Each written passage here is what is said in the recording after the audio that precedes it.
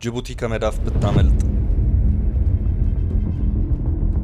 ሰሞኑን የኢድ አልፈጥር በዓልን አስመልክቶ የጅቡቲ ሰዎች ለ3 ቀን ስራ ዘግተዋል። ታዲያ እነሱ ሲያርፉ እኛ ተጨንቀናል። በየነዳጅ ማደያው የተንጀረገገ ሰልፍ ታይቷል። ለውጭ ገበያ የሚቀርብ ቡናና የእንስሳት ተዋጽኦ የያዙ ከባባድ መኪኖች ነዳጅ አጥተው ጥላ ስር ቆመዋል። ታክሲዎች ስራ ፈተው ተገትረው ውለዋል። ይሄ ሁሉ እነ ኢስማኤል ኦማር ጉሌህ ለ3 ቀን ስራቸውን ዘግተው በሸነና ስላሉ ነው። አስቡት፣ አንድ ቀን ተነስተው ሀገራችን ከፈረንሳይ ነጻ የወጣችበትን ቀን ለማክበር ለ1 ወር ስራ አንገባም ቢሉ ኢትዮጵያ ምን ሊውጣት ነው?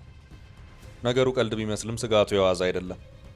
ከሰሞኑ የኢትዮጵያ የገቢና የውጭ ንግድ የሚተላለፍበት የጅቡቲ አዲስ አበባ መንገድ በመሬት መንቀጥቀጥ ምክንያት መተሐራ አካባቢ ለጉዳት ተጋላጭ ስለሆነ በፍጥነት አማራጭ መንገድ ካልተገኘ አገሪቱ ከባድ ቀውስ እንደሚገጥማት ባለሙያዎች ማስጠንቀቂያ ሲሰጡ መክረማቸው የሚታወስ ነው። በተፈጥሮ አደጋ ምክንያት ሁለቱ ሀገራት በሚገናኙበት መንገድ ላይ አደጋ ቢደርስ አይን ፍጥጥ ጥርስ ግጥጥ ማለቱ ነው።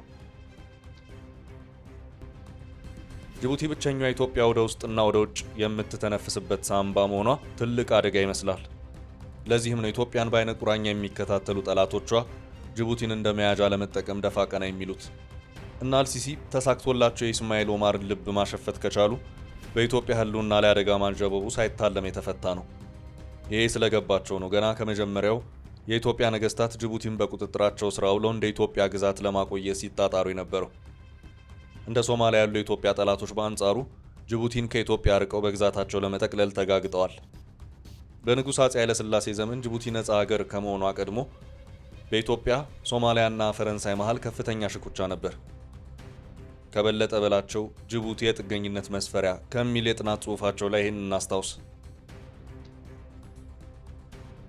በ1955 መጨረሻ አካባቢ የተጀመረው በጅቡቲ የሶማሊያ መንግስት ኦፊሴላዊ ጣልቃ ገብነት ዋነኛ መጠቀሚያ አድርጎ ይገለገልበት የነበረው ለዓላማው ማስፈጸም የመሰረተው የፈረንሳይ ሶማሌ ነጻ አውጪ ግንባር ነበር። ግንባሩ ጅቡቲን ወደ አዲሲቷ ሶማሊያ ከመቀላቀል የበረታ ምኞት በመነጨም ለተከታታይ ዓመታት ጠንካራና በከፊል የተሳካ ትግል ማድረግ ቻለ። በተለይም የቅኝ ግዛቶችን ነጻ አወጣጥ ሂደት እንዲከታተል በተቋቋመ የአፍሪካ አንድነት ድርጅት የነጻ አውጪ ኮሚቴ ውስጥ በዚህ ግንባር ሽፋን በመጠቀም ሶማሊያ ያደረገችው እንቅስቃሴ አብዛኛውን አባላት ድጋፍ አስገኝቶላታል። የጅቡቲ ግዛት እንደሚገባትም ለማሳመን ከጫፍ ደርሳ ነበር። የኢትዮጵያ ባለስልጣናት ሴራውን ለመረዳትና ለማክሸፍ የዘገዩ ቢሆንም በኋላ ባደረጉት ያላሰለሰ ጥረት የጅቡቲን ወደ ሶማሊያ መቀላቀል አስቀሩ። በዚህም ሂደት ትግሉን ከኢትዮጵያ ፍላጎቶችና ብሔራዊ ጥቅሞች አንጻር ለመምራት እንዲያስችል የታሰበ የጅቡቲ ነጻ አውጪ ንቅናቄ የተሰኘ ተቀናቃኝ አንጃ በመስከረም 1957 አቋቋሙ። መቀመጫውን በድሬዳዋ ከተወሰነ ጊዜ በኋላ በተጨማሪ በአሳይታ ያደረገው ይህ ድርጅት ከመነሻው ደካማ የነበረ ቢሆንም በሶማሊያ የሚደገፈውን ግንባር ተሰሚነት ለመቀልበስ ተገቢውን ድርሻ ተወጥቷል። ዋነኛ ችግር የነበረው ግን የጅቡቲ ጉዳይ ከኢትዮጵያ ቁጥጥር ማፈትለኩና ግዛቱንም ወደ ራሷ የማጠቃለል ምኞቷን በሂደት መንጠፉ ነበር። የሶማሊያን የግዛት ይገባኛል ጥያቄ በብርቱ ለምትቃወሙ ኢትዮጵያ ተመሳሳይ ጥያቄ ማንሳቷ አዋጭ አለመሆኑ በስፋት እየታመነበት መጣ። ጅቡቲን ለዘለቄታ የማጣቱ ሌላ እውነታ ከዚህ ይመነጫል። የወቅቱ ክስተቶች በጅቡቲ የፖለቲካ ሕይወት ላይ የየራሳቸውን አሻራ ትተው አልፈዋል። ግዛቱ የውስጥ አስተዳደር መብት ባገኘ ማግስት ወሳኙን የስልጣን እርከን የተቆናጠጡት የኢሳ ሶማሌ ተወላጆች የግብፅ ውጥን አቀንቃኞች መሆናቸውና ለታላቋ ሶማሌ ውጥን እውን መሆን ያሳዩት በጎ ፍቃድ የዚህ ዋነኛው መገለጫ ተደርጎ ሊወሰድ ይችላል። በተለይም ምክትል ፕሬዝዳንቱ መሐሙድ ሃርቢ ይህን ለማሳካት በመካከለኛው ምስራቅ፣ በግብፅ እና በሶማሊያ ያደረጋቸው እንቅስቃሴዎች ለኢትዮጵያ ባለስልጣናት አስደንጋጭ ነበሩ። ከሁሉም በላይ ከግብፁ መሪ ገማል አብዱል ናስር ጋር መገናኘቱና ለዓላማው ማስፈጸሚያ የሞራልና የገንዘብ ድጋፍ ማግኘቱ በተለየ ክትትል ውስጥ እንዲወድቅ አደረገው። በጅቡቲ ፖለቲካ ውስጥ እየታየ የመጣውን የፓን ሶማሌ ወይም ፓን አረብ አመለካከት የፈረንሳይ መንግስትንም ያሳሰበ በመሆኑ ከኢትዮጵያ ሀሳቤ ጋር የተጣጣመ ፖሊሲ እንዲከተል ተገፋፋ። በሂደትም ሁለቱም መንግስታት የደንከል ወይም አፋር ጎሳ የበላይነትን የሚያረጋግጥ መርህ በስፋት ወደ ማስፈጸሙ አዘነበሉ። ፈረንሳዮች ይህን ሲያደርጉ በግዛቱ ያላቸውን የበላይነት መብት በዘለቄታው ለማስጠበቅ በማሰብ ሲሆን፣ ኢትዮጵያ ደግሞ የታላቁ ሶማሌን እቅድ ከማክሸፍ ባሻገር ፈረንሳይ ግዛቱን ለቃ በምትሄድበት ወቅት አሳልፋ ትሰጠኛለች ከሚል እሳቤ በመነሳትም ነበር። የሁለቱ ሀገራት ጥምረት እስከ መጨረሻው ቢዘልቅም ከየወቅቱ ነባራዊ እውነታ በመነሳት መሰረታዊ ለውጦችን አስተናግዷል። በግዛቱ ኦፊሴላዊ ስያሜ ዙሪያ የተነሳው ውዝግብና ፍጻሜው የኢትዮጵያና ፈረንሳይን ጥምረት መሰረታዊ መርሆች ከሚያመለክቱ ክስተቶች መካከል በዋነኝነት ይጠቀሳል። ሐምሌ 1959 የተጠናቀቀውን ህዝበ ውሳኔ ተከትሎ ፈረንሳይ የአፋርና ኢሳ ግዛት የሚል መጠሪያ በህጋዊነት እንደምትጠቀም አስታወቀች።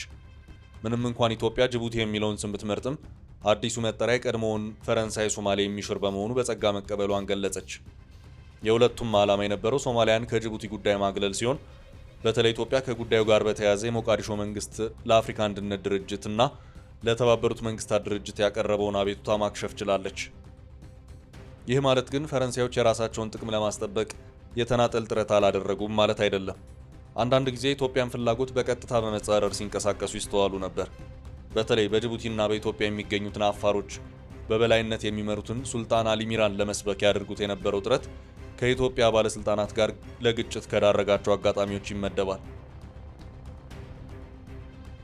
ለምሳሌ በ1952 አጋማሽ አካባቢ የጅቡቲ ደንከል የፖለቲካ መሪዎችን ወደ ግለሰቡ ዘንድ በመላክ ከጅቡቲ ነጻነት በማበር አፋሮችን በሙሉ ወደ አዲሱ አስተዳደር እንዲቀላቅሉ በስፋት ይሰብኩ ነበር። በተጨማሪም በኢትዮጵያ በሚገኙት የአፋርና ኢሳ ጎሳዎች መካከል በግጦሽና በውሃ ይዞታ ሳቢያ ግጭት እንዲነሳ በስውር መንቀሳቀሳቸው በመረጃ መታወቁ ሌላው አፍራሽ ድርጊት ነበር። ለፈረንሳዮች ማስጠንቀቂያ እንዲሆን በማለት የጎሳ ችግሩን ለመቅረፍ በሚል ሰበብ የኢትዮጵያ ወታደሮች ወደ ጅቡቲ እንዲገቡ ተደረገ። እነኚህ አጋጣሚዎች ጅቡቲን በተመለከተ በፈረንሳይ በጎ ፍቃድ ላይ ሙሉ በሙሉ ላለመተማመን መንገድ ከፈቱ። በለጠ በላቸው በጥናታቸው እንዳስቀመጡት ከብዙ ትግልና መሳሳብ በኋላ የጅቡቲ ሕዝብ ነፃ ሀገር መሆንን ስለመረጠ ጅቡቲ በሂደት ነፃ ሀገር ሆነች። ኢትዮጵያም በጊዜ ሂደት ህልውናዋን በጅቡቲ ላይ ጣለች ጥገኛ ለመሆን በቃች። የኢኮኖሚ ጉዳዮች ተንታኙ ሙሼ ሰሙ እንዲህ ይላሉ። ጅቡቲ ከኢትዮጵያ ጠላቶች ጋር ብታብርስ? ይህ የግለሰቡ ሰሞነኛ ስጋት ነው። የእኛም ፍርሃት እንደፈሩ ይነግሩናል። አጭር ጽሑፋቸውን እንመልከት። ኢትዮጵያ ከ130 ሚሊዮን በላይ ህዝብ ይዛ ምን ያህል በስጋት ቀጠና ውስጥ እንደምትገኝ ለመገመት ከበርካታ ምልክቶች በተጨማሪ ሰሞኑን ጅቡቲ ውስጥ ለተከታታይ 3 ቀን በስራ መቋረጡ ምክንያት የተከሰተው የነዳጅ እጥረት በቂ ትምህርት ሰጪ ነው። ሰሞኑን ስለ ነዳጅ እጥረት በመንግስት የተሰጠው መግለጫ እውነት ከሆነ ማለቴ ነው። ኢትዮጵያ የባህር በር በማጣቷ ምክንያት የተነጠቀችው ትልቅ ፋይዳ ለኢኮኖሚያዊ የበላይነት የሚረዳትን አቅሟን ብቻ አይደለም፣ በተለይ ሉዓላዊነቷ፣ የህዝቦቿ ህልውናና ጂኦፖለቲካዊ አቅሟን ጭምር ነው።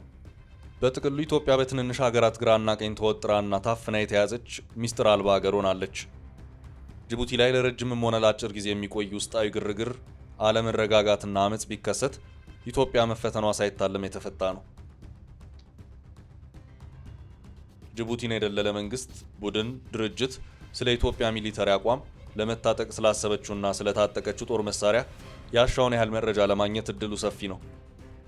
ኢትዮጵያ ስለደረሰችበት የቴክኖሎጂ አቅምና ራስን የመከላከል ብቃት ወይም የደህንነት መረጃ አብጠርጥሮ የማወቅ እድሉም ሊገመት የሚችል ነው። ስለ ትኩረት አቅጣጫዋና በሚስጥር መገንባትም ሆነ ማደራጀት ስላቀደችው ፕሮጀክት ለአጭር ጊዜም ቢሆን መሰወርም ሆነ ማድበስበስ እንዳትችልም ሆና ተገድባለች። ጅቡቲ ከኢትዮጵያ ነባርም ሆነ ወቅታዊ ጠላቶቿ ጋር በሆነ ምክንያት ብታብር ነዳጅ፣ ጦር መሳሪያ፣ መለዋወጫና የመሰረታዊ ፍጆታ አቅርቦቶች፣ መድኃኒትንና ማዳበሪያን ጨምሮ ለአጭርም ሆነ ለተራዘመ ጊዜ ቀጥ ማድረግ ትችላለች።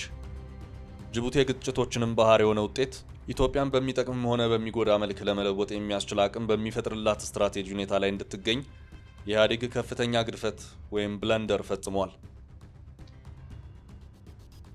ኢዴፓ ኢትዮጵያ የባህር በር እንድታጣ ያደረገውንና እድሉ እያለ የመደራደሪያ ክፍተት ሳይተው ያዳፈነውን የኢህአዴግ ውሳኔ በመቃወም የባህር በር ጥያቄ አክሰስ ቱ ሲ በዲፕሎማሲ በህግና በድርድር መፈታት አለበት በሚል አቋም ይዞ ከ20 ዓመታት በላይ ለሚሆን ጊዜ የታገለው ይህን ቀጠናዊና ሀገራዊ ስጋት ከግምት ውስጥ በማስገባት ነበር።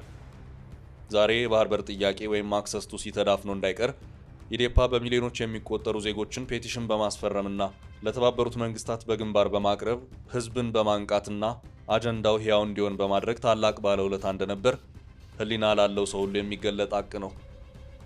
ብልጽግና ይህን አጀንዳ ወደ መድረክ ያመጣበት ጊዜ ምክንያትም ሆነ ሰበብ ጥያቄ ላይ እየወደቀ ቢሆንም ኢትዮጵያ በድርድር ላይ ተመስርታ የባህር በር የማግኘት መብቷ በሰላማዊ በዲፕሎማሲያዊና በህጋዊ ትግል አማካኝነት በቅብብል ከትውልድ ወደ ትውልድ ተጠናክሮ መቀጠል አለበት። የፖለቲከኛውና የነገረ ገበያ ተንታኙ ሙሼ ሰሙ ስጋት ይህ ነው። የእርሶስ ስጋት ምን ይሆን? ወይስ ከስጋት የሚልቅ ተስፋ ታይቶታል? ሐሳቡን ያካፍሉን። ቸር ጊዜ